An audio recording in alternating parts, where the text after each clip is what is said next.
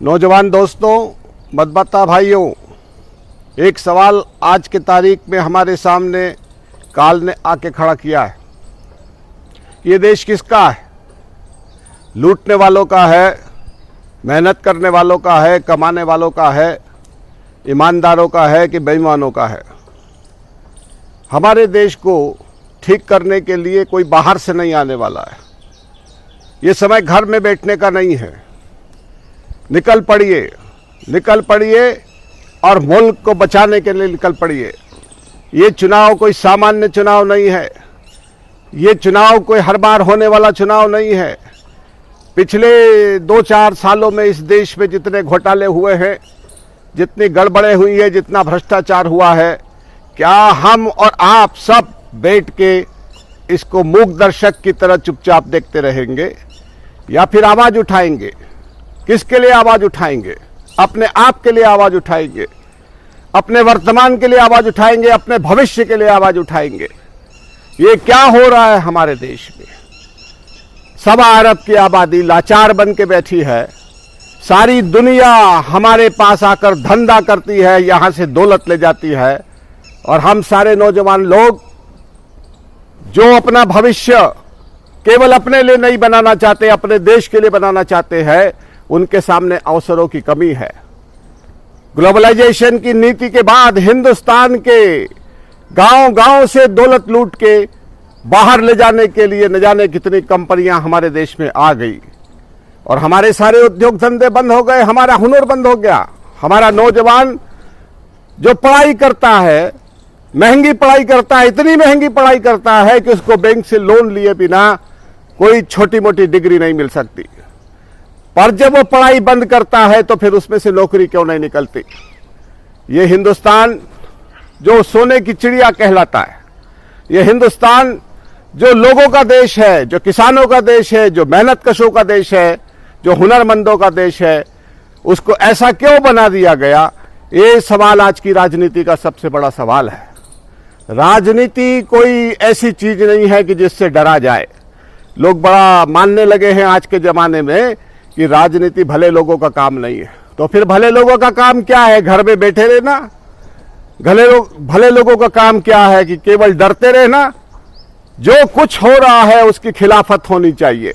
आज अरविंद केजरीवाल के रूप में हमारे देश में एक ऐसा प्रेरणापुंज व्यक्तित्व पैदा हुआ है जिसने अंदर तक सबको हिला दिया है। दूरस्थ गांवों से लेके शहर में रहने वाले बड़े बड़े लोग, मेहनतकश लोगों से लेके कलम घीसने वाले लोग, अखबार में काम करने वाले लोग, छोटे छोटे कारखानों में काम करने वाले लोग, तकनीकी शिक्षा लेने वाले नौजवान से लेके चार्टर अकाउंटेंट और मैनेजमेंट का काम करने वाले लोग सब निकल पड़े। आइए आप भी निकलिए। ये देश हमारा अपना है। हमको सोचना होगा कि क्या इतने बड़े हिंदुस्तान को कोई एक अकेला व्यक्ति चला सकता है? ये भ्रम में मत रहिए कि एक अकेले ताकतवर व्यक्ति के द्वारा ये हिंदुस्तान चलेगा। ये करोड़ों लोग जो सुबह से लेकर रात तक किसी न किसी काम धंधे के अंदर लगे हुए हैं, जो खेतों में काम करते हैं, जो कारखाने में काम करते हैं, जो स्कूल और कॉलेज में पढ़ने का काम करते हैं, जो व्यापार और व्यवसाय करने का काम करते हैं, उन सब की ताकत से ये देश चलता है।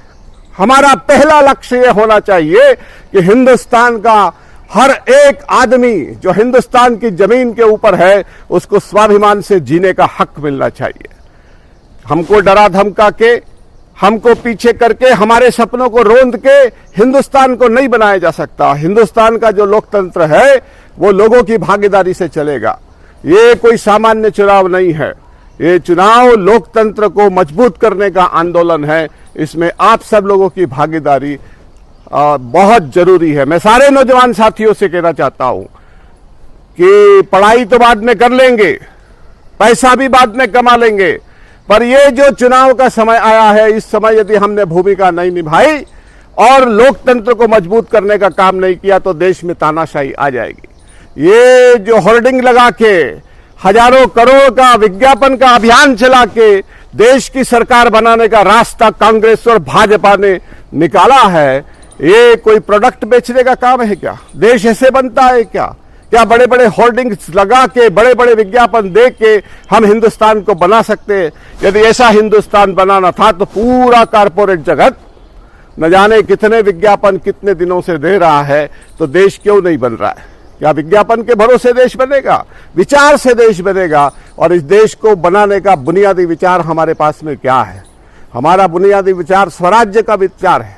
हमें स्वराज चाहिए। लोकमान्य तिलक ने कहा था, स्वराज्य हमारा जन्मसिद्ध अधिकार है और हम उसे लेके रहेंगे। 1906 में महात्मा गांधी ने जो हिंद स्वराज्य के नाम से एक पुस्तक के रूप में जो विचार दिया, आज उस विचार को जमीन पे उतारने का समय आ गया है। कैसे देश चल रहा है? कहीं केंद्र सरकार से पैसा आता है। राजीव गांधी जब प्रधानमंत्री थे तो उन्होंने इस मुल्क में कहा था कि हम दिल्ली से 1 रुपया भेजते हैं तो 10 पैसा भी गांव तक नहीं पहुंचता। आपको शर्म आनी चाहिए। जब आप मानते हैं राजीव गांधी के जमाने से मनमोहन सिंह के जमाने तक परिस्थितियां नहीं बदली, और जो सारा पैसा दिल्ली से आता है वो दौलत उन लुटेरों के हाथों में चली जाती है जिनकी जगह जेल में है। जिनको जेल में रहना चाहिए वो कुर्सियों के ऊपर बैठे हैं, और जिनको कुर्सियों पर बैठा जाना चाहिए वो लाचार होकर इधर उधर भटक रहे। ये जो नौजवानों की शक्ति इतनी बड़ी है सवा अरब के देश में, इसको देश के निर्माण में लगाया जाना चाहिए। नौजवान दोस्तों, एक बात याद रखो, आज काल ऐसा आ गया है कि आपको सवाल पूछ रहा है देश। ये मत पूछो कि देश आपके लिए क्या करेगा, और आज की परिस्थिति आपसे सवाल कर रही है कि आप बताइए कि आप देश के लिए क्या करने वाले। हमको सोचना पड़ेगा देश का मतलब क्या है। देश कोई नदी से बनता है, पहाड़ से बनता है, सड़क से बनता है, फ्लाईओवर से बनता है। देश बचता है उस देश में रहने वाले लोगों से, और उनके सपने क्या है, कैसे वो लोग आगे बढ़ेंगे, कैसे उनके पास रास्ता है। करोड़ों बच्चे स्कूल जाते हैं इस आशा में कि वो आगे बढ़ेंगे, और पढ़ाई कितनी महंगी कर दी। जरा बीमार होके देखिए कितनी महंगी दवा हो गई। ये ऐसा मुल्क जिसमें पैसे वाले के लिए जगह है और जिसके पास पैसा नहीं है उसके लिए समाज में कोई स्थान नहीं है, राजनीति में कोई स्थान नहीं है। अरविंद केजरीवाल ने जो अलग जगाया है और देश में जो जलजला पैदा किया है, उनकी आवाज हिंदुस्तान के गांव-गांव में, कोने कोने में पहुंच रही है। और न केवल पहुंच रही है बल्कि लोगों को प्रेरित कर रही है कि निकल पड़िए। निकल पड़ने का मतलब क्या है? जन लोकपाल का मतलब क्या है? जन भागीदारी का मतलब क्या है? लोगों की जो भागीदारी देश के निर्माण में होनी चाहिए वो पैदा करने का मतलब क्या है? देश के निर्माण का मतलब क्या है?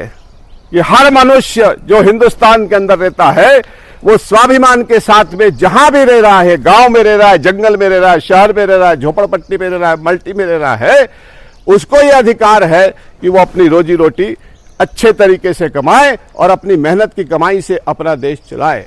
आप कौन सी प्रेरणा दे रहे हैं? राजनीति के नाम पे नेतृत्व की जो प्रेरणा है, देश के नेताओं का जो रहने का तरीका है, उससे तो ये प्रेरणा निकल रही है कि देश को लूटो, अपना घर भरो। अपना घर भर के देश को लूट के आप देश नहीं बना सकते। इस व्यवस्था को पूरी तरह से बदलना पड़ेगा।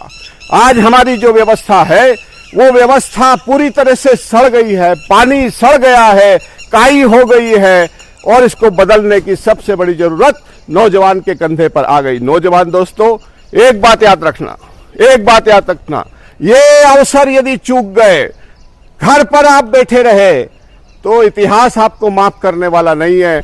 आपका बेटा और उसका बेटा सवाल करेगा कि हिंदुस्तान में लोकतंत्र को मजबूत करने का जब आंदोलन चल रहा था तो तब तुम क्या कर रहे थे? तुमने तुम्हारी भूमिका क्यों नहीं निभाई? ये लोकतंत्र को बनाना दिमाग को बनाने जैसा है। हमारा दिमाग लाचार नहीं होना चाहिए, हमारा दिमाग तेजस्वी होना चाहिए, हमारा दिमाग विवेकशील होना चाहिए, और नई नई चीजों का नया नया समाधान खोजने की क्षमता हिंदुस्तान के नौजवान में है। हिंदुस्तान का नौजवान इतना क्षमतावान है, इतना ताकतवर है कि दुनिया में आईटी के क्षेत्र में, मैनेजमेंट के क्षेत्र में, विज्ञान के क्षेत्र में, व्यापार के क्षेत्र में, उद्योग के क्षेत्र में उसने हर जगह झंडा गाड़ा है। जब हम दुनिया के देशों में हमारा नौजवान जाके बड़ी बड़ी कंपनियों की बड़ी बड़ी जगह को पा सकता है, तो फिर हिंदुस्तान में रह के हिंदुस्तान की धरती पे हिंदुस्तान का नौजवान पराक्रम क्यों नहीं कर पा रहा? क्योंकि यहाँ की राजनीति सड़ांध मार रही है। यहाँ की राजनीति कुछ काले धन वाले, घोटाले वाले लोगों के कब्जे में आ गई है, जिनकी पहली प्रायोरिटी देश को लूटना है। ये प्रायोरिटी को बदलने का मतलब, देश की लूट को रोकने का मतलब हिंदुस्तान, नए हिंदुस्तान की आधारशिला रखना है। मैं मानता हूं कि हिंदुस्तान का नौजवान लोकतंत्र को, देश को मजबूत बनाने के इस आंदोलन में अपनी महती भूमिका निभाएगा और काल ने जो चुनौती उसके सामने पेश की है, उस चुनौती को आगे स्वेच्छा से आगे बढ़कर अपने हाथों से सुलझाएगा। ये डरने की जरूरत नहीं है कि भाजपा के पास बहुत बड़ी ताकत है, कांग्रेस के पास बहुत बड़ी ताकत है। हमारे पास तो आम आदमी की ताकत है, आम आदमी की चेतना है। जितनी हम आम आदमी की चेतना को बढ़ाएंगे, उतना हम अपने लक्ष्य के ऊपर जाएंगे। कोई देश नेताओं के भरोसे, नेताओं के काले धन के भरोसे, नेताओं के काले मन के भरोसे आगे नहीं बढ़ सकता। कोई भी देश आगे बढ़ता है उस देश के लोगों की प्रेरणा से, उनकी पहल से, उनकी आगेवानी से। आइए हिंदुस्तान के लोकतंत्र को लोगों की आगेवानी का, लोगों के नेतृत्व का देश बनाए। एक अकेले आदमी की तानाशाही प्रवृत्तियों के खिलाफ हिंदुस्तान का हर नौजवान खड़ा हो और अपनी ताकत को बढ़ाए। यही असली लोकतंत्र है। डॉक्टर राम मनोहर लोहिया ने कहा था कि राजनीति अल्पकालीन धर्म है और धर्म दीर्घकालीन राजनीति। ये लोकतंत्र का धर्म है कि हम ऐसी सरकार चुने, ऐसे लोगों को चुने कि जो देश के छोटे से छोटे गांव के भी जो सवाल है, उनके ऊपर अपना मौलिक सोच रख सकते। हिंदुस्तान के दर्शन, हिंदुस्तान की फिलॉसफी की, हिंदुस्तान की जो आवाम है, उसकी सबसे बड़ी यही व्यवस्था है कि वो अपने गांव के हिसाब से सोचती है, अपने मोहल्ले के हिसाब से सोचती है।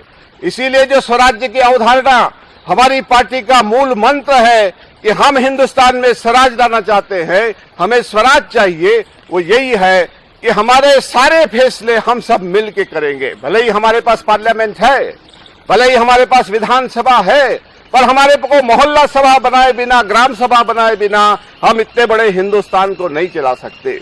एक जगह से पैसा आ जाएगा करोड़ों अरबों रुपया और नीचे तक ढुलता ढुलता ढुलता वो इतना छोटा सा हो जाएगा, तो इससे देश नहीं बनेगा। जो भी एक गांव के लिए पैसा आता है, एक मोहल्ले के लिए पैसा आता है, उस मोहल्ले के रहने वाले लोगों को ये हक मिलना चाहिए। ये उनका जीवन का हक है, ये उनका राइट टू लाइफ है कि वो अपने पैसे से अपने विकास की प्रक्रिया को चलाए और उनका निर्णय अंतिम निर्णय होगा। यही तो मोहल्ला सभा की और ग्राम स्वराज्य की अवधारणा है। मैं सारे लोगों से कहना चाहता हूं कि आइए 24 अप्रैल को ये इस देश को, इंदौर शहर को बदलने का आपके सामने पूरा चुनौती भरा निमंत्रण है। जो देश को बदलना चाहते हैं वो घर से निकल पड़े। क्या करना है आपको? अपने पड़ोसी को कहना है, पड़ोसी को कहना है।